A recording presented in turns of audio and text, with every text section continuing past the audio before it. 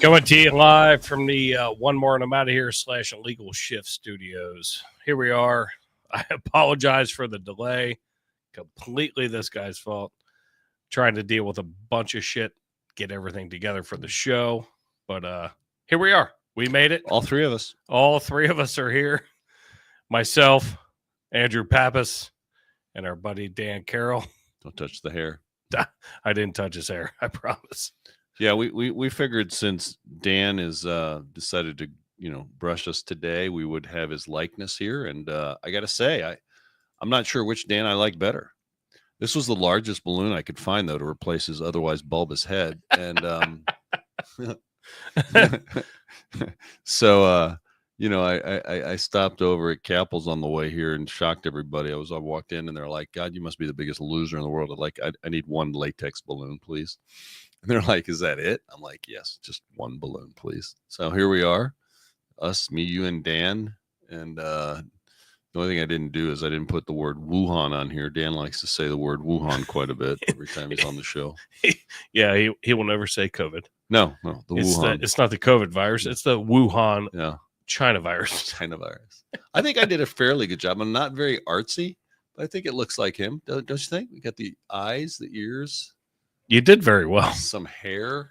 And for the fact that it was sitting there for enough time. All right. I hadn't moved. Now I'm messing with it. We had everything set up and then shit happened. We've got a really good guest. We're trying to get him we had him lined up, but we had a technical difficulty, so we'll have to bounce him back in the studio here. Yes. And Jason's working on that. Obviously, folks, show's going to be a bit tempered today. We had a direction we were going to go in, and the events late last night have kind of shaken everybody up. As a matter of fact, I was at an event today with some political people, shocker.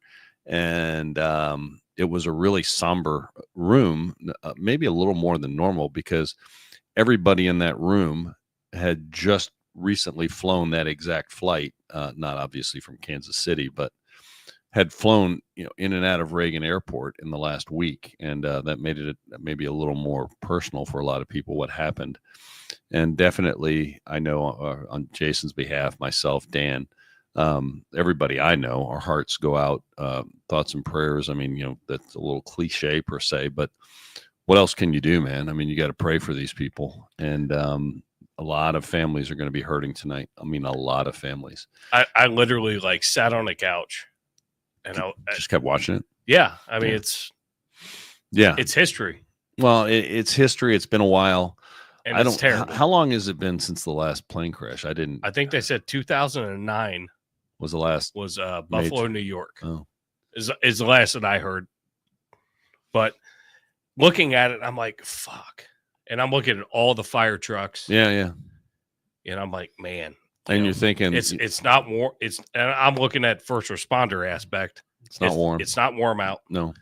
People are in the water. They're in the water. Everybody's in the water. Like they're searching in the water, because obviously if you've flown in and out of Reagan Airport, you're always over the Potomac, because that's, the open space per se, the corridor that comes into the airport. And our guest is going to discuss, and this show is going to be a little different. Like I said, it's hard to be funny per se and have levity during such a serious time, but we're going to try to respectfully honor, or at least remember those, and do a little, ask some questions. I think people have a lot of questions. I did listen to Trump's press conference today, and there were times that I was like, I love Donald Trump a lot. People know that if you watch the show, we're supporters of the president.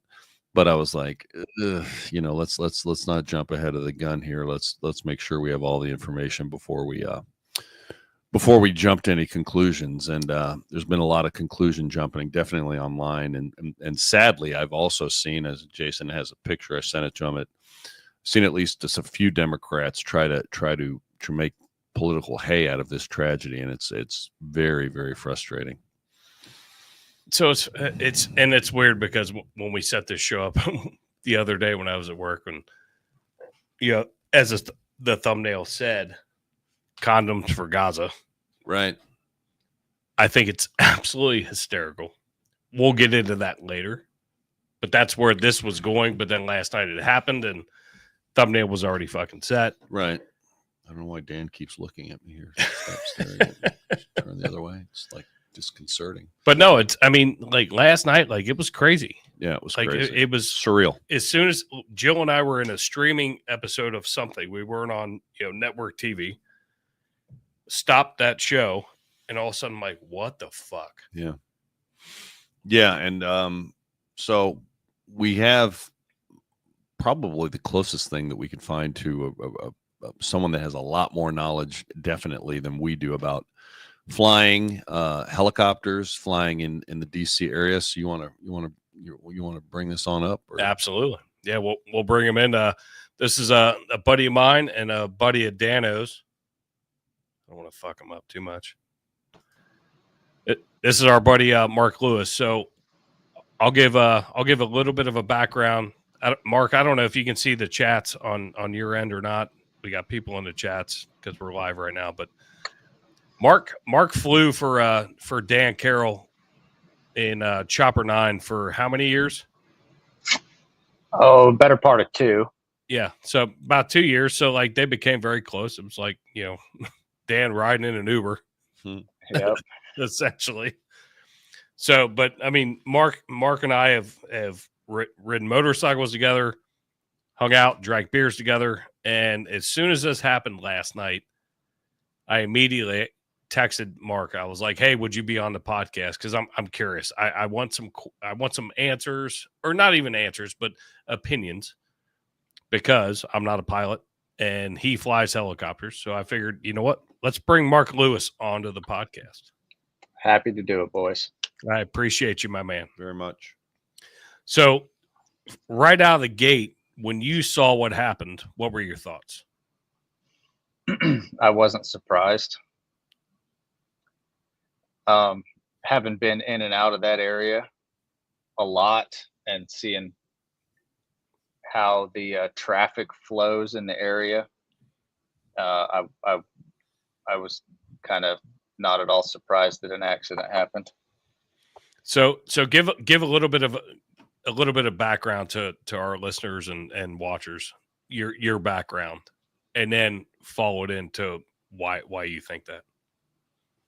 An overall background. So I've been flying for 12 years now, and I started on the East Coast, and with that I was able to go up and down the East Coast to include the DC area and up into New York, and then made my way to Cincinnati, and since have taken another job where I travel all over the country again. And one of the first things that anybody will tell you about flying in a really dense environment, like New York City and around the DC area, is you really have to be on your game with how you talk to the air traffic controllers and what they expect you to do. And you always have to be scanning for traffic. They beat that into your head, is you've always got to be hyper vigilant on what we refer to as situational awareness. And it really doesn't take much lapse in concentration to lose SA, situational awareness, and some pretty catastrophic things can happen. So with what you saw last night, and I don't know when you saw it, if you saw it last night, if you saw it today, I don't know if you were sleeping or whatever. With what you saw and with what mainstream media is putting out, as far as I heard, the air traffic controller was, at first it was, didn't hear anything from the helicopter, but they were talking to, was it the regional jet, the RJ or whatever. Yeah. But apparently the helicopter, for what I'm hearing, is the helicopter answered on the helicopter channel. Can you describe that to us as far as, layman's people? Okay, so at a busy airport like that, you'll have separate frequencies for separate operations, and the tower controllers are listening to multiple frequencies at a time. And because of the way the airspace is structured around DC, all the routes are depicted, and you're expected to follow that certain route, and that specifies your track over the ground and also your altitude, and then who you're talking to. And as you can imagine, because of all the restricted airspace and all the national security areas around the DC area, it's something that is not really taken lightly. You have to know what you're doing to fly in and out of there, and they expect you to be dead nuts accurate with where you're putting your aircraft. So just based off of some of the things I've experienced in the past. And just so you know, you're free to say whatever it is you want to say that you're comfortable with. You're free to say it here. So, well, I'll preface it. You don't have to pigeonhole it. I'll preface it like I preface every single discussion like this, and every person in aviation will say the same thing: is I wasn't there, so I don't know exactly what happened. Sure. And it's not my position to armchair quarterback, but knowing what I know about flying in that area,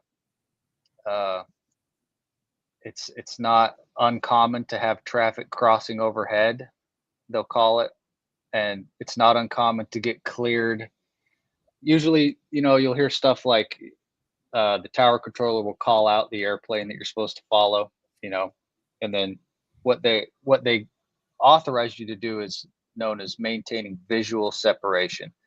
So they're giving up their responsibility to keep you visually separated and putting it on you to not have an accident. So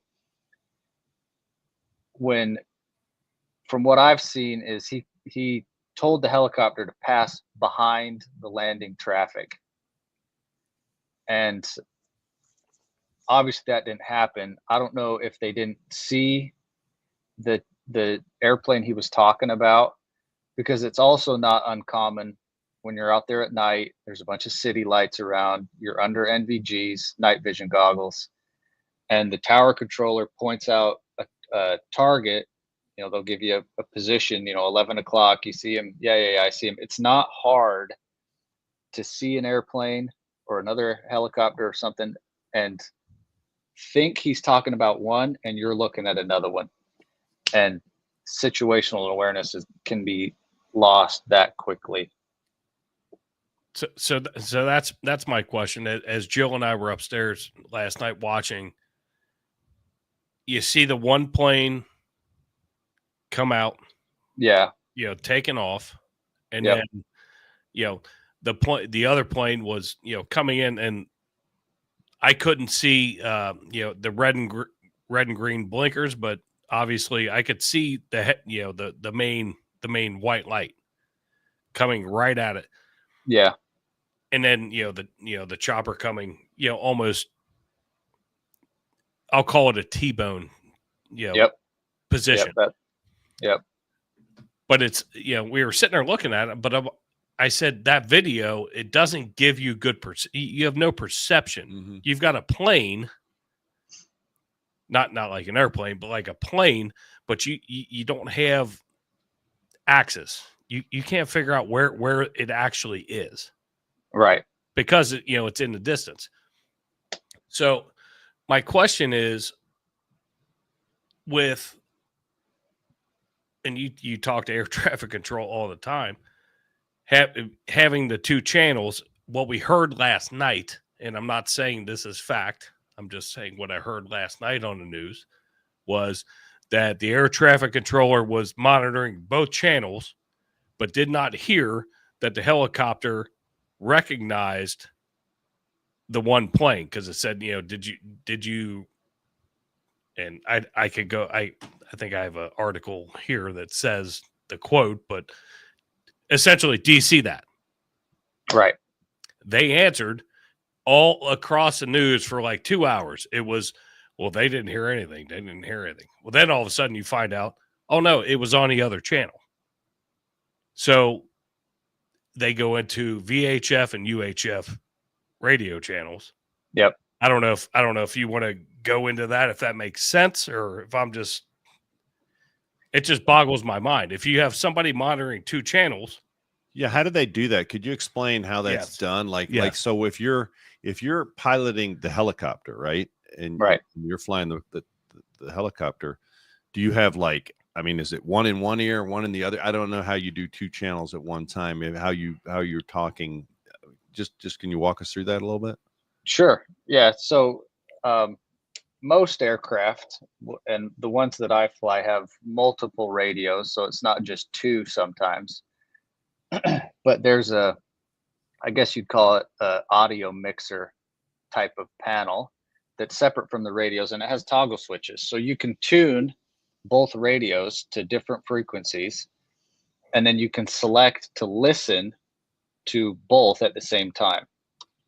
And that's a pretty steep learning curve when you first start learning that. In the type of work I do, flying air ambulances, you're talking sometimes on both radios. You're talking on a separate radio to someone like a dispatch center or a 911 center. And on a 4th radio, you're talking, Keith knows about this, you're talking to the fire department on the ground. So it takes a lot of practice and a lot of time to learn how to listen to all these different radios at once. But it's standard practice, and it's something that pretty much all of us do routinely. It's not easy, but it's done routinely. And the difference between UHF and VHF is the tower controllers will have the ability to listen to both types. The civilian airplane most likely did not. And the Black Hawk was unable to hear the communications coming back and forth from the RJ, the regional jet. So those 2 pilots can't necessarily talk to each other, but they can talk through the tower controller. So if it's fair, all right, hypothetically, say Black Hawk is on channel 1, the civilian plane is on channel 2. Yep. And air traffic control is grabbing both of them, and it's supposed to spit all that information back out to both of them. But apparently it sounds like that did not happen. It sounds like there was a little bit of a miscommunication and a little bit of error in how that route was being flown. So like I said, the DC area has very specific routes. And if you've ever sat at Reagan and looked out the windows, you usually don't have to look very long before you see helicopters buzzing up and down the Potomac, because the Pentagon is 3 miles away to the northeast. That's busy. And then the rivers, we use rivers to navigate because they're easily identifiable landmarks, rivers, bridges, things like that. And so there's a route that comes south on the Potomac and past all the, because right across the rivers, the Lincoln Memorial and the Jefferson Memorial, all that stuff. That route dictates that helicopter traffic is to be below 200 feet. Okay. And into Reagan, it's really common to have landing traffic going over the top of you at 200 feet when you're at 200 feet. So this isn't something that's uncommon, but obviously something was miscommunicated and we had a bad accident. Yeah. I don't know if I haven't paid attention to any more information as far as altitudes, and I heard last night, but again, it was all happening, and Fox News was getting excited, handling shit. They were talking about potentially, the passenger plane came down on top of the helicopter. Well, and again, that video, it doesn't show, it's hard to see that. I'm glad you brought that up, Keith, because let me I was thinking about that too. So in a jet like that, I think it was a RJ7, a regional jet. Mm-hmm. In the cockpit, you've got a glare shield that's pretty high up on the windscreen, and you really don't have much visibility. If you're looking out, you don't have much visibility down below you. You can see your instruments fine, but on approach, your nose is up. Mm. You've got an angle of attack on those wings, and yeah, you're coming down. And the Blackhawk, he wasn't in blackout conditions. He had his lights on, and military aircraft will oftentimes fly around completely blacked out. This guy wasn't. He had his anti-collision light on, but the guys in the airplane, they were focused on the landing. They were short final, really high stress environment right there. That's a critical moment of flight, and their nose was up. So if that helicopter was 200 feet below them as they were coming over the river, they probably never even saw him. And they talked about like altitudes, and I don't have facts as far as at what altitude that collision actually happened. I've heard stories just in the last 12 hours that the helicopter was too high, which I don't know what too high is for a Black Hawk around DC area. I have no idea, so I can't. Well, I saw that it happened around 250 feet. Is that Okay. Is that what you've seen? I saw 400, but okay. Well, either way, if it was 400, the route specifies that all traffic is to be below 200 feet. So if that was the case, they were definitely too high. So if the helicopter at any point, right, during his flight was above 200 feet, then he's in error, right? Is that what you're saying? It depends on which part of the route they were on, because they were coming south along the Potomac River. Right.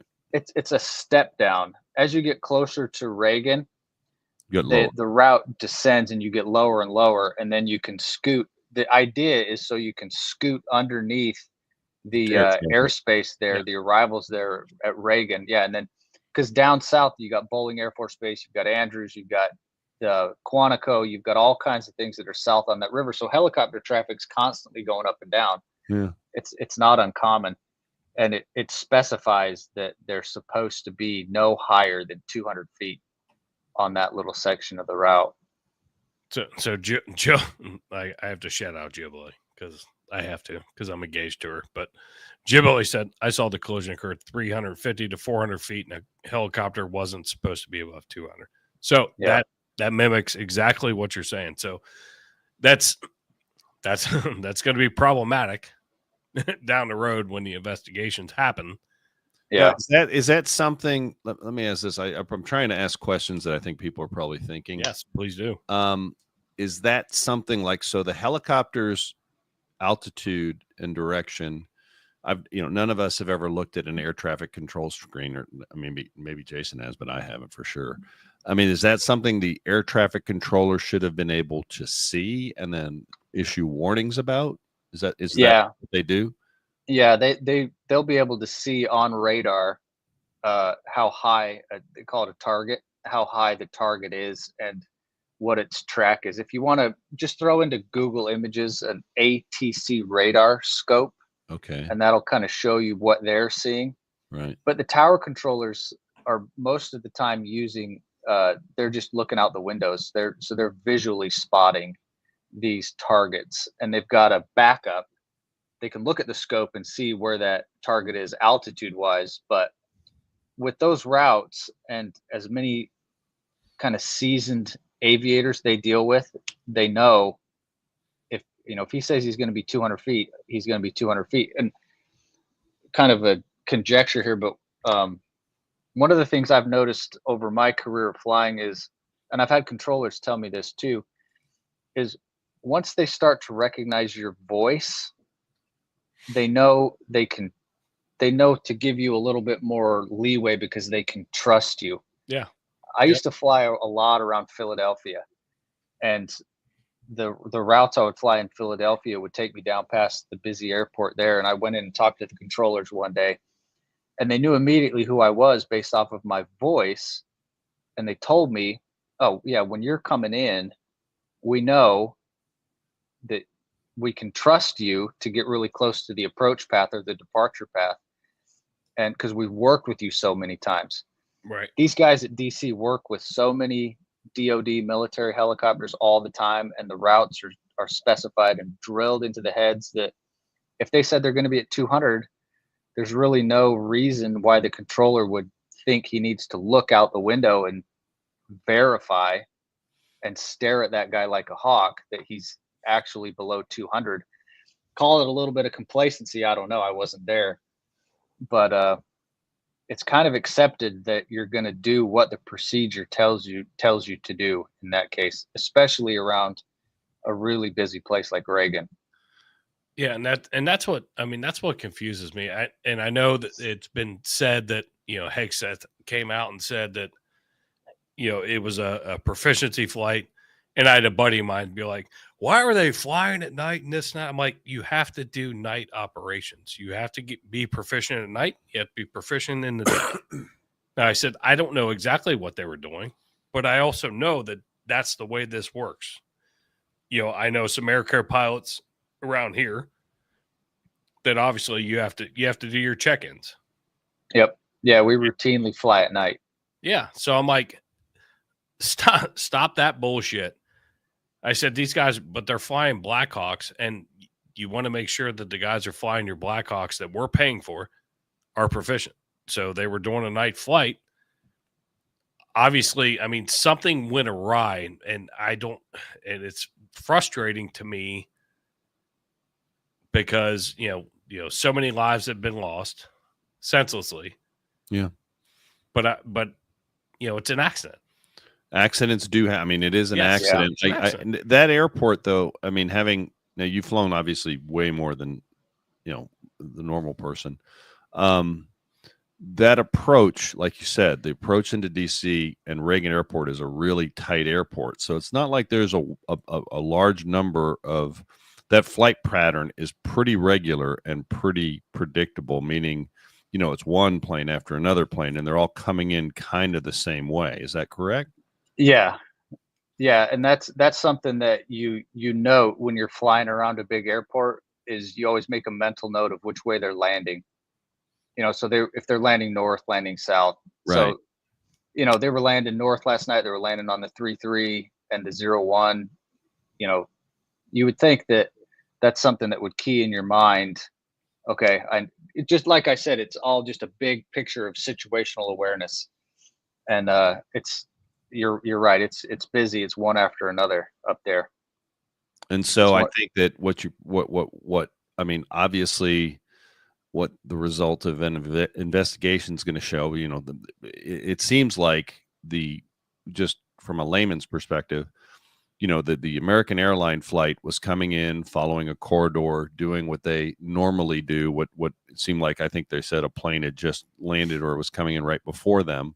Mm-hmm. So the anomaly here is going to be if the air traffic controller did not communicate well enough or correctly with the helicopter pilot, or if the helicopter pilot simply disregarded what he was being told by the air traffic controller. And I don't know that, I'm not trying to place blame in any way, shape, or form, but I could say that it at least appears to me like the American airline flight was just doing what he normally does, meaning he was coming in for a landing. Like you said, it's busy. The last 2, 3, 4 minutes of a flight is probably the busiest time. You're checking everything, whatever, and you're coming in a certain corridor into an airport that he's probably flown into numerous times and just going through his checklist. And the anomaly is going to be obviously the fact that the helicopter in some way, shape, or form didn't know where he was or was told he wasn't where he thought he was, and now we have this accident. Now, you did say earlier that you are normally there's one pilot on the helicopter flight, but on this particular flight that there were two pilots, so that they had an extra set of eyes on board. That in a clear night with lights blazing, you should be able to pick up even a fairly small regional jet out of the sky, don't you think? Yeah, I think that's a reasonable assumption that you should be able to see it. But, keep in mind that down low at night, city lights in the background, it's not always easy to see. Those Blackhawks aren't the best for visibility compared to some of the other aircraft. Okay. They've got a bunch of pillars and posts, and it's it's just an accident. And that's something I wanted to ask you about.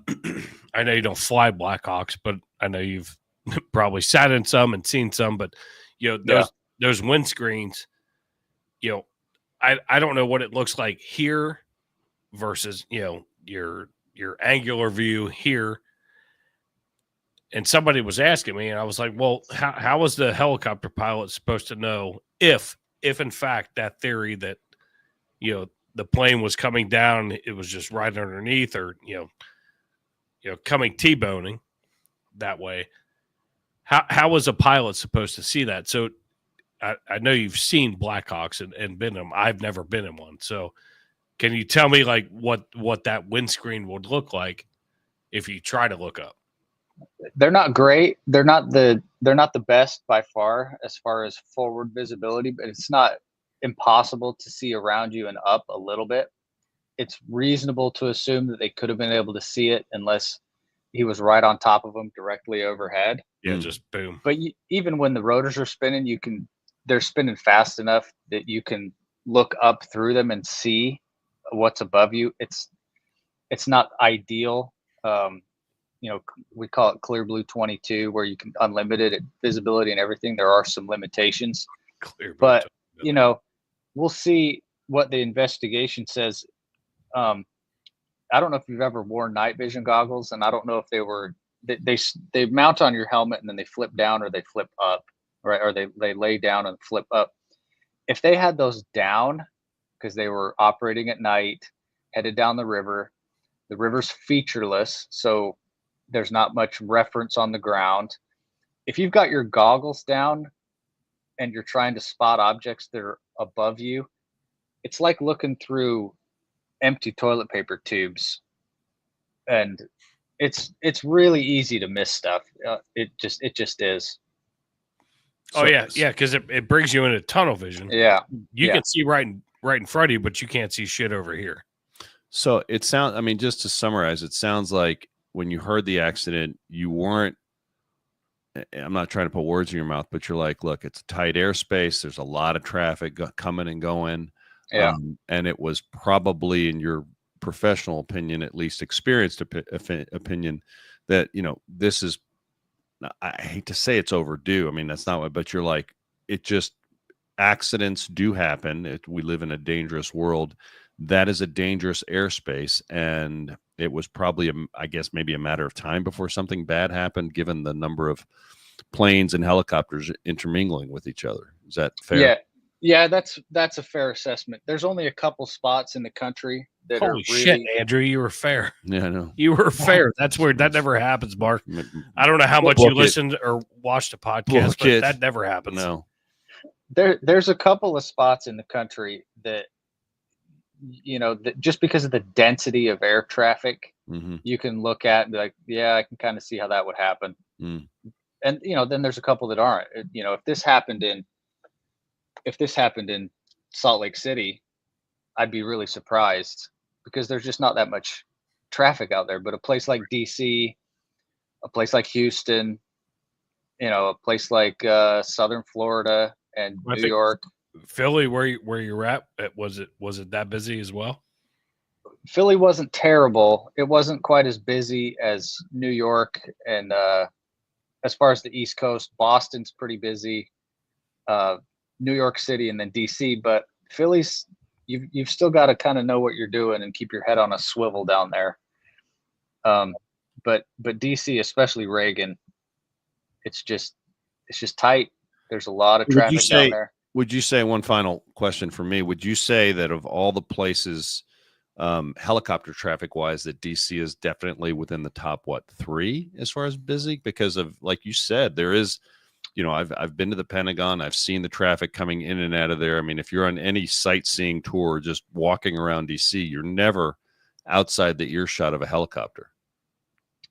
Yeah, I'd say DC is number 2 on that list. as Okay. far as traffic. Yep. And number one is what, New York? Yeah, number one would be New York. Okay.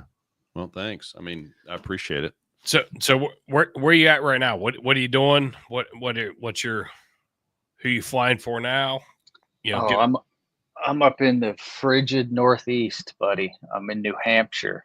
ugh, why? Yeah, well, that's where they needed me. So I've been up here since October, coming up for a week at a time and flying for these guys up here. Well, It's be nice. safe. It's cold though. Be safe. I mean, for sure. And you're still doing medevac stuff? Yeah. Good for you. Yeah. So yeah, don't bump your head next time you go snowboarding. I don't want to pull you off the side of the mountain. Mark, I appreciate you coming on, my man. Appreciate your input. Thank No you. problem, guys. Thank you for that. I think it gave me a little bit of insight, but I mean, we'll see. I mean, we'll see what happens with this investigation. And like you said, you weren't there, can't say it, but it's crazy. It is. Yeah, it's sad and Very crazy and unfortunate. But I immediately thought of you. I was like, last night, I was like, I need to text. I think I texted you probably like 2 a.m. I'm like, hey, can you come on the podcast tomorrow at 5? Hey, man, you brought the show up like a ton. And Dan appreciates you being here as well. And Yes.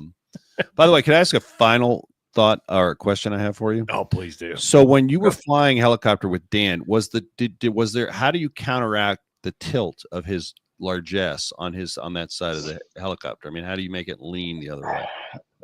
It's funny you mentioned that because not only do I have Dan Carroll in the back, I'm not that heavy. I'm 150 pounds soaking wet. Okay. Well, that's not Dan. That's like his head. Yeah. So I've got Dan Carroll in the back barking about something that I'm doing wrong.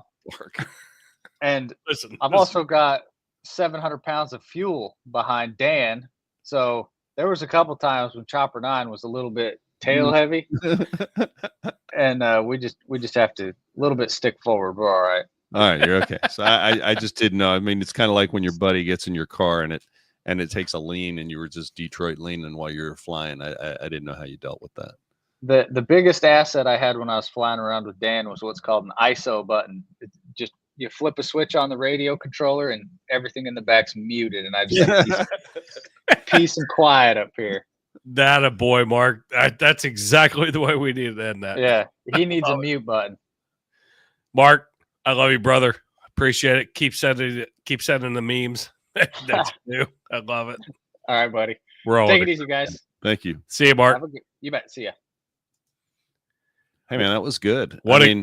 He's such a great dude. Smart guy, knowledgeable guy. I mean, it's amazing the people you know and the resources we're able to look. Don't misunderstand me. We know what we are. I mean, we are podcast, but man, what a great resource to have. I mean, you're not going to get stuff like that on the news. You're going to get sound bites of somebody speculating just to maybe be bombastic or whatever. You gotta look at me while I'm talking. I was trying to move Dan. But hey, we can take him down a notch. Here, let's take him down a notch. And sit down, Dan. Yeah, I mean, what information and as quick as it happened. Yeah. When I saw it last night, I was like, I knew where we were gonna go. With the condoms and which we'll get to. Yeah, but if we have resources to try to reach out to, I have another buddy of mine who's out of town, unfortunately, but he actually flies Blackhawks.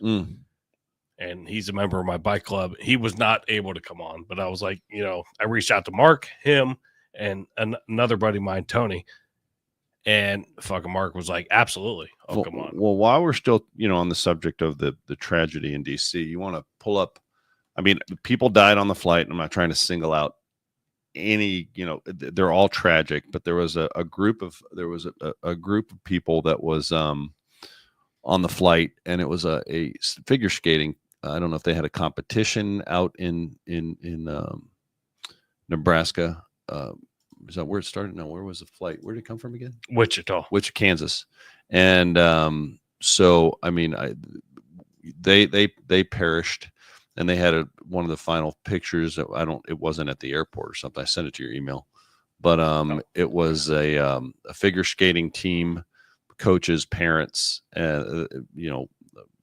terrible situation. just getting news on Fox 19 that a local woman that was an attorney in D.C. from Cincinnati was for some reason on that flight from Kansas to D.C. So just, tragedy. And you just forget, sometimes we get sidetracked with a lot of stuff that fluff that you think is important. And something like this really kind of helps ground you in what you probably should be thinking about. Because like I said, a lot of people, there's the team, the picture of at least a few of the people that were on the team.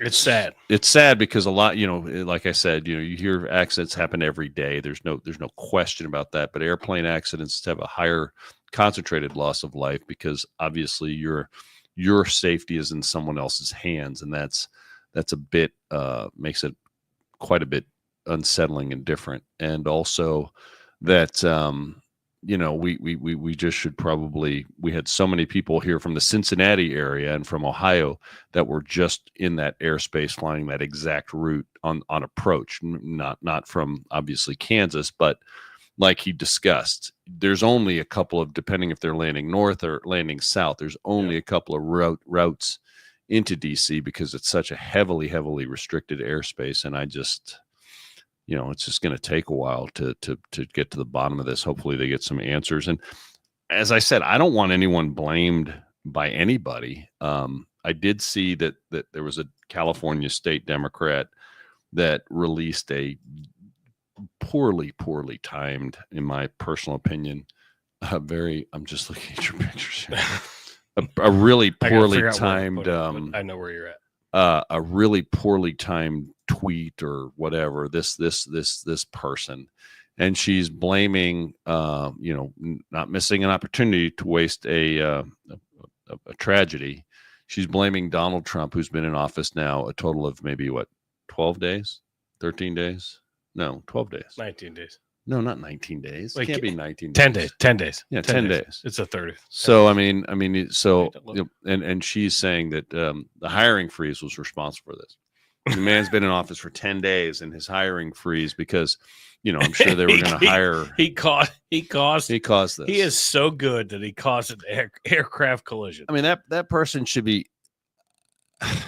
Whoever voted for her. I mean, she should be drummed out of office. She should never have. You should never put a microphone. Miss Torres, is her name Torres? Is it? So it's California. She should never have even a nameplate. It's Mrs. Torres, California Democrat, blames obviously hiring freeze for deadly aircraft, not knowing anything about it. She probably works for the mayor of LA, and probably.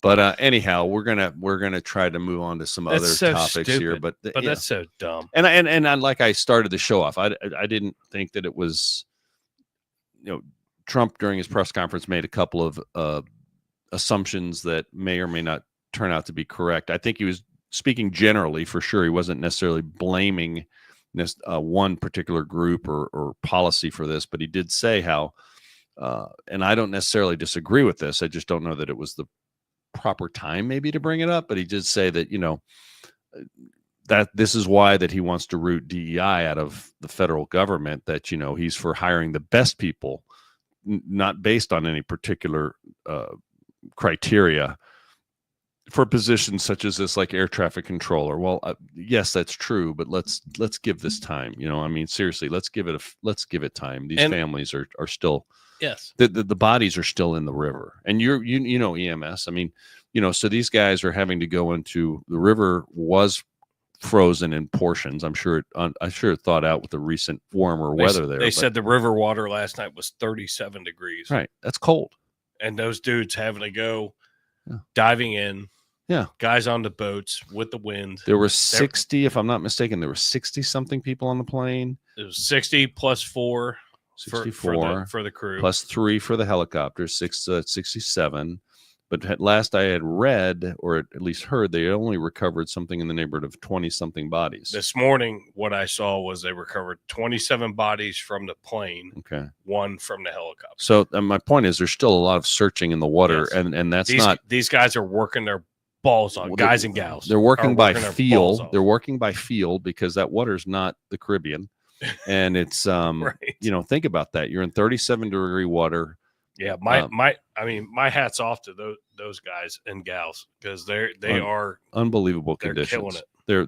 They're really doing the Lord's I told work. Jill last night, I was like, I'm glad I work where I work, where I don't have to deal with the river stuff. And she was like, "Oh, you never wanted to get involved in no river the rescue diving or stuff body and recovery, water stuff." I'm like, No. no. And No. I'm a certified scuba diver. Yeah. I could have gotten on the dive team. Right. I don't want to dive in the Ohio River. No, it's not. It's not fucking terrible. People don't understand. I mean, I like to recreationally recreational dive in Cancun is one thing. Yes. Where you can see your feetsies and everything Factual. else. I call diving in those conditions diving by braille. I don't want to roll up to a dead body that looks like this. No, because I mean, it's just not. Ugh. Remember that scene from Jaws when that body kind of the head falls out of the boat? Yes. That's what I always think about when I'm like diving at night in a limited visibility environment, because you can only see what's right in front of your light. Ugh, I mean, I give those guys the kudos. Yeah. And they're great. They're and professionals. they're awesome. They're professionals, and the other thing is there's roughly 40 families that are still waiting for the notification that their loved ones' remains and body have been found. And I just, terrible situation. Somebody brought up something else on the radio today.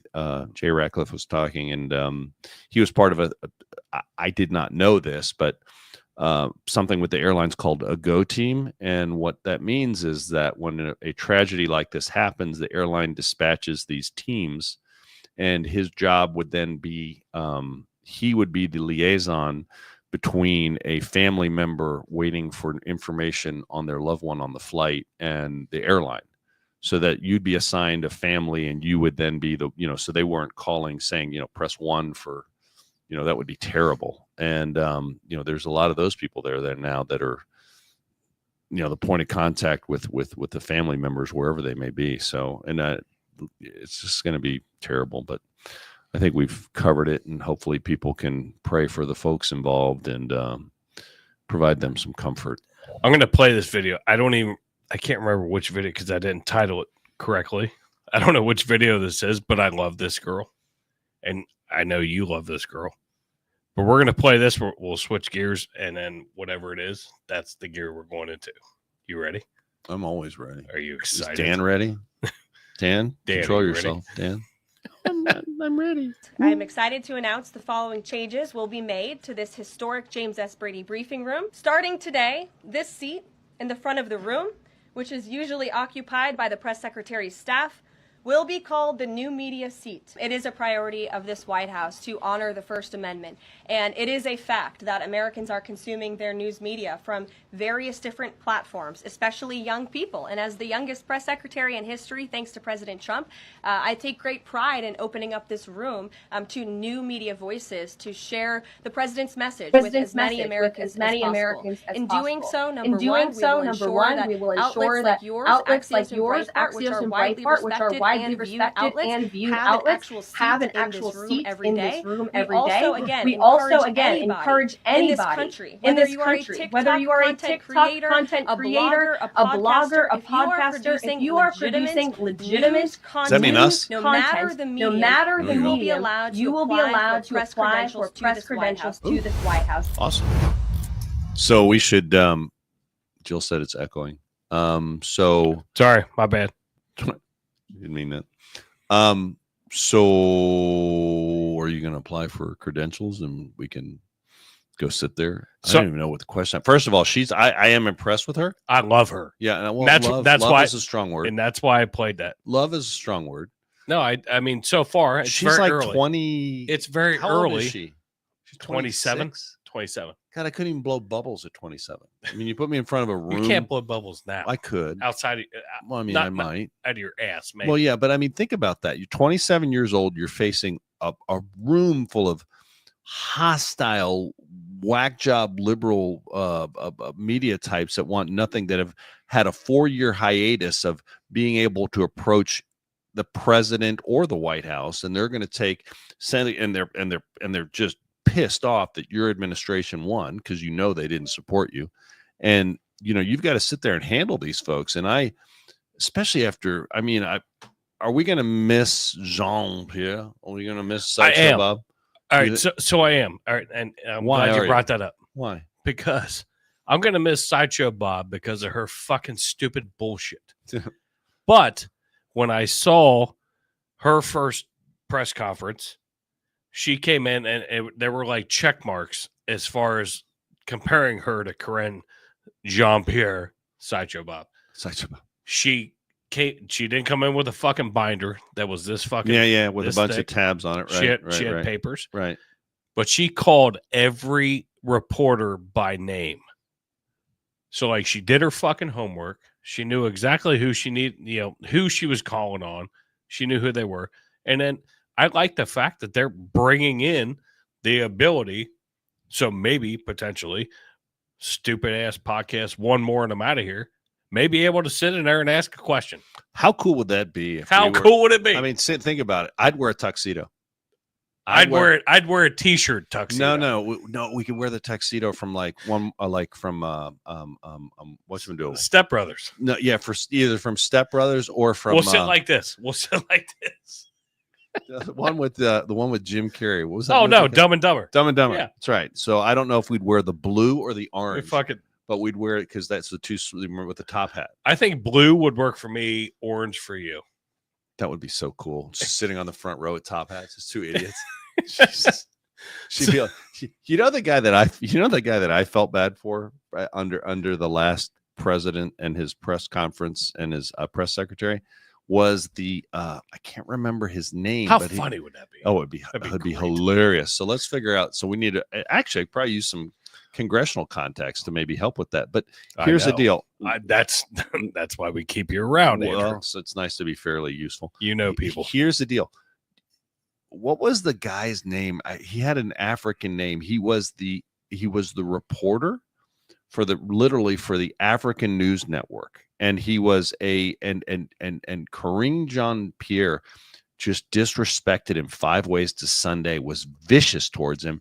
And then they eventually, I believe they pulled his press credentials and the guy didn't do anything. I mean, he was asking legit questions on behalf of, the continent of at least a conglomeration of African news network organizations. And man, oh man. And you had a minority press secretary treating a fellow minority reporter like just dog shit. And I always felt bad for the guy because he was a legit guy just trying to make a living. And if you that's your job. You're the White House press secretary for TV Botswana or whatever it was, and they pull your press credentials and you can't go there. That's your livelihood, man. That's some bullshit though. That's some bullshit. They treated him terribly, terribly. I hope he's back in the White House now.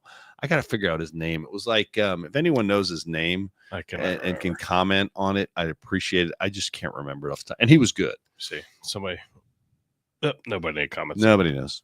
Nobody's listening. I was in another tab. So why did you mess with this? I was trying to bring it down a little bit. Because I wanted to make eye contact with you. So listen, I don't know where else we're rolling because that took a while in the show, but I'm really actually I'm so glad that you reached out to that guy and had him on here. And I think that we should probably, instead of getting into the silly stuff, because we do have silly stuff, I think we should, if you want to make an executive call here, but I think we should kind of let it go. I think this is a good place and save some of the tabs we have for the next show. Cause I don't want to, honestly, I don't know, man. Just after what happened and talking to him and seeing what's going to come out about this, I think we should this would be a good informational show for people to tab and have. I'm going to play this one video and then we're out. I tried. I really did try. I tried. Found that there was $37 million that was about to go out the door to the World Health Organization, which is an organization, as you all know, that President Trump, with the swipe of his pen in that executive order, is no longer wants the United States to be a part of. So that wouldn't be in line with the president's agenda. Doge and OMB also found that there was about to be 50 million taxpayer dollars that went out the door to fund condoms in Gaza. That is a preposterous waste of taxpayer money. So that... Can I say something about that? I think that was worth Well, it was worth it, and we'll end on this note. Yes. So you and I both have seen the video. They were using those condoms. They were filling up with helium and placing explosive devices, using them as improvised bombs and floating them over because they don't really care where a bomb like this. I used rubbers. I use rubbers for different reasons. But about condoms, it is funny that although it historically accurate that the Arabic population might have invented sheepskin condoms back in history, back in a very early period of time, it was the Western world that chose to remove them from the goat. Oh my God! And then you want to tell me? You want to tell me you went in on a good You didn't hear that? You've never heard that joke before? I never. I mean, there's all sorts of. You could just switch the ethnicities around, but I just love that joke. It's just kind of. It's very inappropriate. Give it to the Greek. Give it to the Greek. Take it to the Greek. So, Andrew, yeah, we're meeting back here Saturday, 4 p.m. Eastern. Right. Sure. We're gonna have a whole bunch of stuff. We're gonna have some stuff to talk about, and then I hope we can delve into since the show was fairly serious but very informational.